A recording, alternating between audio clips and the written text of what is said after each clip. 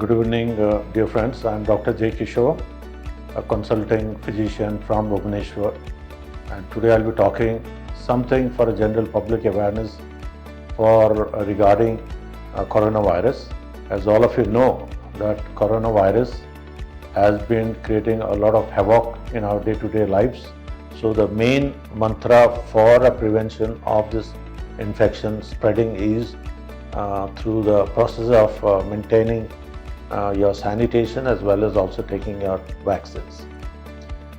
First of all, there are certain tests which have been prescribed, which have been devised for confirming the novel COVID vaccine 19, and one of the tests is your rapid antigen test, which has been done in order to get the results as soon as possible, and real-time PCR tests have also been very useful. Initially the cost of the tests were very high, but thankfully now the cost of the tests have reduced, so people are also getting the tests done and the results being available within 24 hours, unlike the previous days when it used to take 3 to 4 days.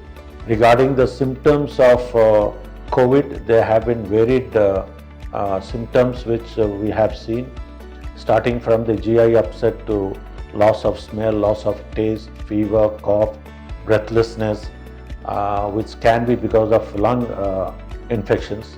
And the primary target organ is basically the lung, and you have a lot of inflammatory markers which are released in the lung, causing damage to the lung in terms of viral pneumonia, fibrosis, and can be very devastating for the patients, even in terms of patients even after his recovery.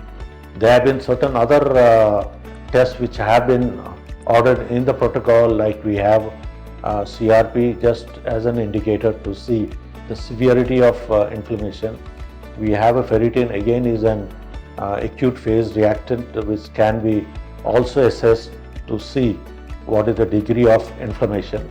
And we have basically it's an IL-6 or interleukin-6 parameters which can be estimated, because in this particular disease there is a cytokine storm which happens, and there is a great amount of interleukin-6 which has been liberated, and that is the main factor which causes damage to various organs like lungs and kidneys and the heart.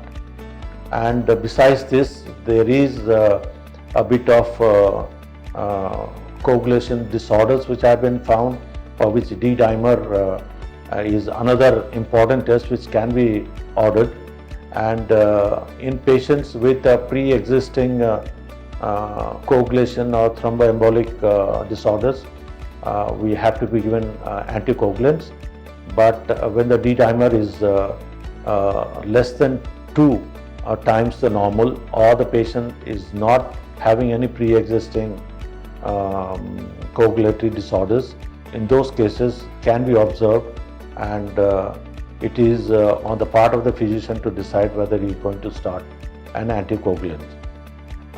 In certain cases, we find where the patient is having a lot of breathlessness or cough, oral or intravenous steroids have been also given, and they're very helpful in order to relieve the symptoms and also prevent the progression of fibrosis. So over these years, nearly 1.5 years, we have seen the exact, the entire picture of the disease, and still a lot is yet to be learned from the ongoing process. And we hope that over the next 3 to 4 years, we will know much more about the disease in terms of its pathophysiologies, its effective treatment, and find a solution in terms of a vaccine which can be taken on a yearly basis. So my advice to all of you is that take your vaccines, follow social distancing, sanitize your hands or whatever the surfaces you have, and wear a mask and help fight the disease of COVID all together, and let us become victorious over the disease. Thank you.